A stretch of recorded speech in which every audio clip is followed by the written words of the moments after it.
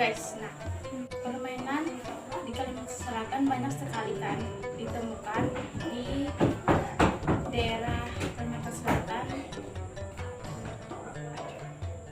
karena itu harus kita budidayakan. Assalamualaikum warahmatullahi wabarakatuh. Perkenalkan, nama saya Mimi Lestari dari kelas 10 AKLB.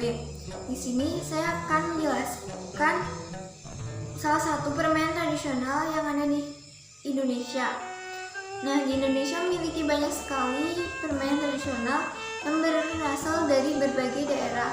Salah satunya adalah permainan Belogo yang merupakan permainan tradisional asal suku Banjar, Kalimantan Selatan. Nama Belogo diambil dari kata logo. Permainan Belogo merupakan keterampilan memainkan logo agar bisa merobohkan logo lawan yang dipasang. Logo yang terbuat dari bahan tempurung kelapa kebanyakan dibuat berlapis dua dan direkatkan dengan ban aspal atau dempul supaya berat dan kuat. Ukuran bahan tempurung kelapa yang digunakan memiliki garis tengah sekitar 5-7 cm dan tebal antara 1-2 cm. Bentuk logo juga bermacam-macam. Ada yang berbentuk bibawang atau bulus, biuku atau penyu, segitiga, bentuk layang-layang, daun, dan bundar. Saat bermain Belogo, pemain harus dibantu dengan sebuah alat yang disebut penapak atau kadang-kadang di beberapa daerah ada yang menyebutnya dengan campak, yaitu stik atau alat pemukul yang panjangnya sekitar 40 cm dan lebar 2 cm. Fungsi penapak atau campak ini adalah untuk mendorong logo agar bisa meluncur dan merobohkan logo pihak lawan yang dipasang saat bermain. Sekian dari saya, dan penjelasan selanjutnya akan dilanjutkan. Assalamualaikum warahmatullahi wabarakatuh. Perkenalkan, nama saya Halimah. Saya di sini melanjutkan penjelasan dari Mimin, yaitu cara bermain Belogo. Permainan tradisional Belogo sendiri bisa dilakukan secara satu atau secara beregu. Cara atau aturan bermain 1 lawan 1 dengan beregu pun berbeda. Jika dimainkan secara beregu, maka jumlah pemain yang naik yang melakukan permainan harus sama dengan jumlah pemain yang pasang. Permainan yang logonya dipasang untuk dirobohkan, dan untuk jumlah pemain beregu minimal 2 orang dan maksimal 5 orang. Jumlah logo yang dimainkan sebanyak jumlah pemain yang disepakati dalam permainan. Cara memasang logo ini adalah didirikan berderet ke belakang pada garis-garis melintang. Ketentuannya, logo yang paling banyak dapat merobohkan logo lawan yang akan menjadi pemerannya.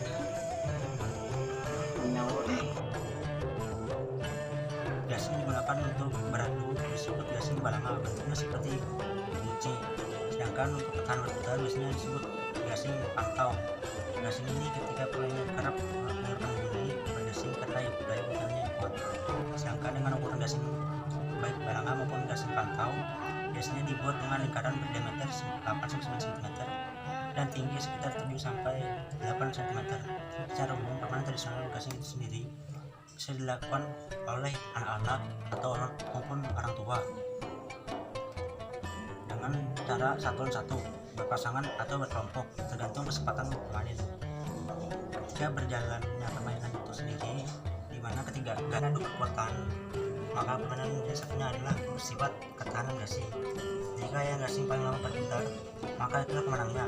Gasing itu sendiri merupakan media dan permainan tradisional gasing yang warganya bisa dibuat dengan menggunakan bahan dari batang pohon, diulang berbentuk runtut sebagai tumpuan untuk berputar. Biasanya gasing digunakan untuk beradu, disebut gasing balanga, bentuknya seperti balanga atau guci.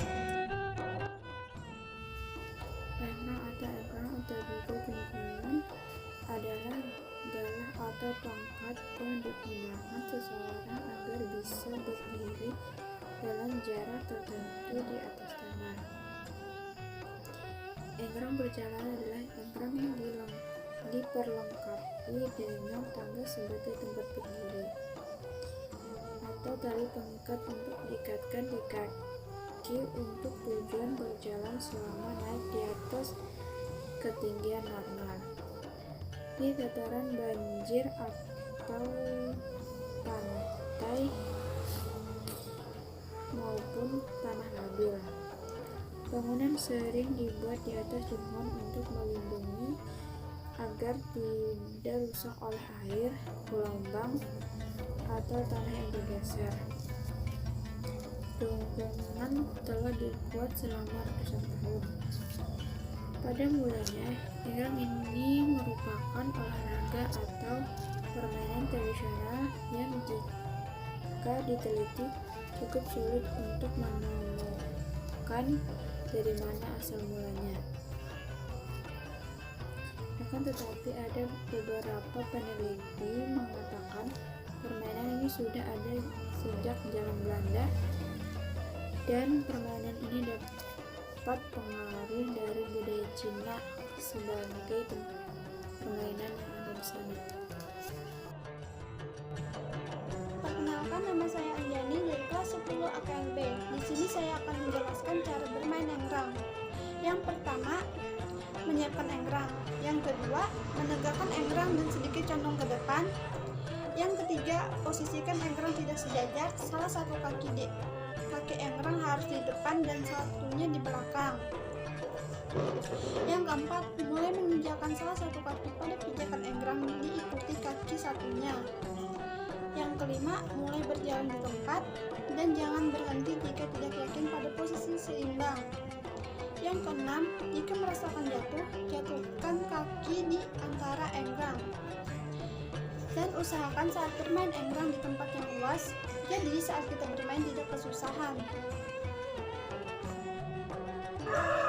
Bahannya dibuat dari kayu panjang seperti seluncur es yang sudah dihaluskan dan diberi beberapa slot di atasnya.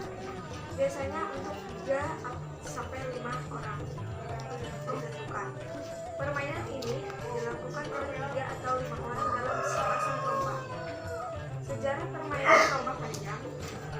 Permainan terombah panjang atau biasa disebut bakiak adalah salah satu permainan tradisional. Mainkan bakiak biasanya secara berkelompok atau bertim yang masing-masing tim berlomba untuk sampai ke finish. Permainan ini menguji ketangkasan, kepemimpinan, kerjasama dan selatan, yaitu terombah panjang.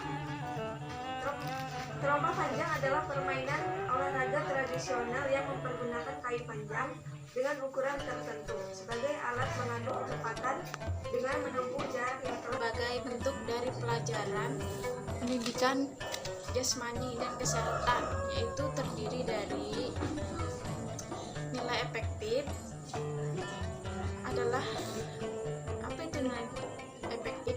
Nilai efektif adalah nilai kreatif yang melaksanakan permainan. Nilai efektif baik di sini maksudnya setiap anggota serius dalam bermain dan melaksanakan tugas dengan baik dan benar. Nilai kognitif. Apa itu nilai kognitif? Nilai kognitif adalah nilai tertulis berdasarkan penguasaan materi, tugas dengan baik dan benar. Nilai kognitif. Apa itu nilai kognitif? Nilai kognitif adalah nilai tertulis berdasarkan penguasaan materi. Oke guys, jadi itulah penjelasan dari kami tentang permainan khas yang ada di Kalimantan Selatan. Semoga bermanfaat bagi kalian, dan saya akhiri. Wassalamualaikum warahmatullahi wabarakatuh.